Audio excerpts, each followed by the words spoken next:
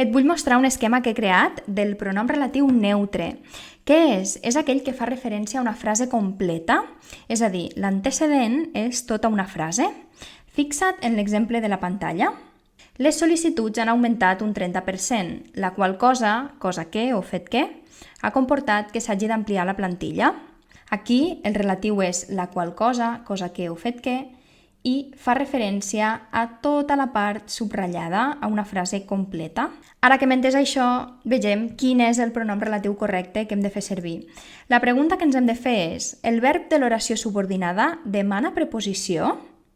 Si no en demana, com en el cas de l'oració que acabem de llegir, que el verb és ha comportat, el verb és comportar alguna cosa no necessita cap preposició.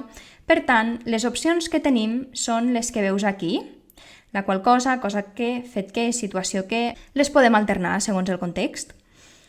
Ara bé, si el verb demana preposició, per exemple, en l'oració de sota, han aconseguit guanyar el campionat, amb la qual cosa n'hi ha prou, el verb és haver-n'hi prou amb alguna cosa, demana la preposició amb, aleshores l'únic pronom relatiu correcte és la qual cosa.